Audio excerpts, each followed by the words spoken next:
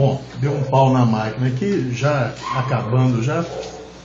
Então nós estávamos falando sobre esses ditos superaços, né?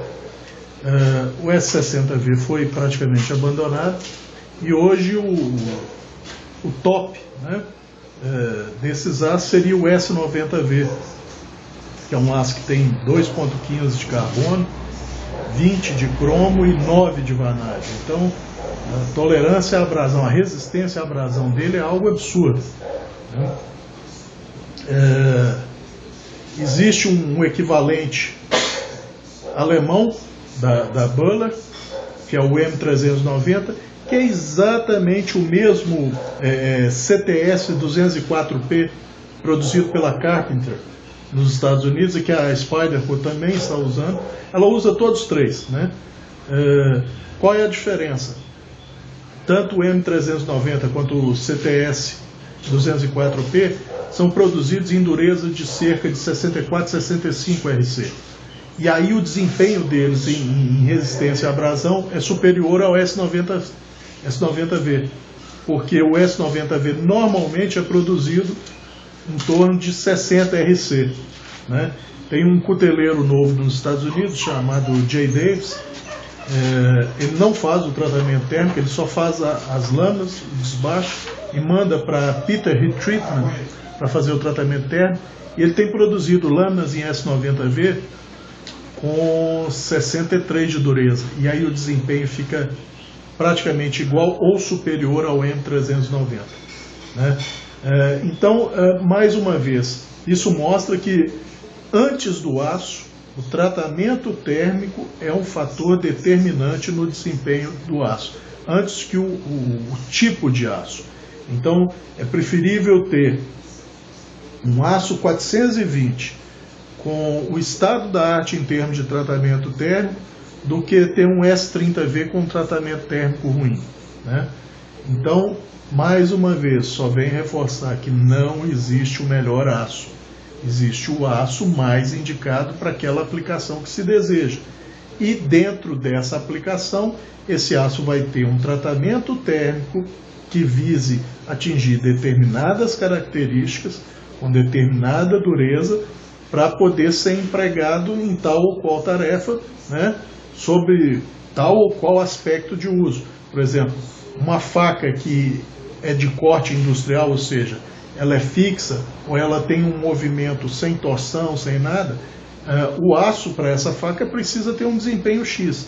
Uma faca que é usada por um usuário manualmente, que vai sofrer torção lateral, flexão, impacto, o aço já precisa ter características um pouco diferentes para poder manter seu fio. Então era basicamente isso, né? O vídeo ficou extenso, mas acho que eu falei tudo que eu queria dessa vez, não deve ter ficado nada de fora. Acho que, bom, não sei se eu já comentei o porquê de eu gostar do 13C26, não sei se ficou na parte que deu pau, mas o Sandvik 13C26, um dos motivos de eu gostar desse aço é que ele é um dos poucos, talvez se não o único aço, que foi desenvolvido especificamente para lâmina de corte. Ele é um aço antigo, é um aço vovô, final da década de 1920, foi desenvolvido especificamente para lâminas de barbear. Então, acho que isso explica um pouquinho da minha preferência por esse aço, né? Mas, de modo geral, eu gosto de todos os aços, cada um tem sua característica, cada um tem um desempenho, né? As maiores diferenças estão entre fabricantes de lâminas e não dos aços, pois o tratamento térmico que os fabricantes dão é que fazem normalmente a maior parte da diferença. Então, sempre que eu vejo um teste, seja ele qualquer, retenção de fio, robustez da lâmina, destrutivo, todos os testes que a gente pode encontrar no YouTube são absolutamente válidos. Todos servem para a gente aprender alguma coisa, conhecer um limite ou outro daquela lâmina específica. É muito difícil a gente dizer daquele aço. O que a gente pode dizer, às vezes eu estou interessado em comprar uma lâmina de um fabricante, eu vejo um teste de retenção de fio, um teste de abusivo com aquela lâmina. Então, o que eu posso dizer é que aquela lâmina suportou aquele teste. Seria um pouco incorreto eu dizer que aquele aço resiste àquela situação, porque depende muito do tratamento térmico que o fabricante dá, né? E aliado ao tratamento térmico, outro fator importante no desempenho de qualquer lâmina é a geometria, tanto a geometria geral quanto a geometria do fio. Só exemplificando, esse Inron tem uma geometria geral, excepcional para corte.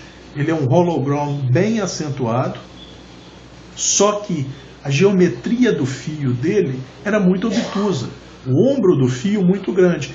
Então eu desbastei a geometria do fio para ela casar com a geometria geral, ou seja, você, ao passar os dedos aqui, você não sente uma transição abrupta entre o corpo da lâmina e o fio. É uma sequência natural. Isso num outro vídeo eu vou explicar melhor, mas a habilidade de corte da lâmina melhorou absurdamente depois que eu retrabalhei a geometria de fio. Então, só reforçando isso, não importa qual aço seja, fatores que deveriam nortear a escolha de uma lâmina pelo usuário. Primeiro fator, gosto pessoal, e aí envolve uma série de coisas. Segundo fator, geometria da lâmina, né? Terceiro fator, tratamento térmico. Então, o aço é importante? Mas tem uma frase de um metalurgista famoso alemão, Lanz, que ele diz o seguinte: o que corta é a geometria. O aço usado e o tratamento térmico dado a ele vai determinar por quanto tempo, mas o principal fator em se efetuar corte é a geometria. Tá? Então, acho que com isso nós podemos encerrar, e acho que um próximo vídeo que eu vou fazer vai ser sobre lâminas de excelente relação custo-benefício. Então nós vamos ver muitas lâminas chinesas de alto desempenho pelo custo delas, e eventualmente, ou talvez antes, um vídeo sobre modificações em lâminas. Eu basicamente modifico os fios de qualquer lâmina que eu tenho. Chegou para mim, eu já modifico a geometria do fio. E muitas lâminas eu modifico inclusive a geometria geral.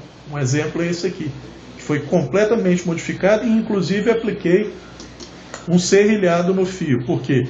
Porque o tratamento térmico da Navy para esse aço, que ela alega ser o 440C, que provavelmente é o 9 Chrome 18 MOV, não estava atendendo ao que eu esperava da lâmina. Então eu precisei fazer um serrilhado nela. Mas isso fica para outro vídeo. Era só por hoje.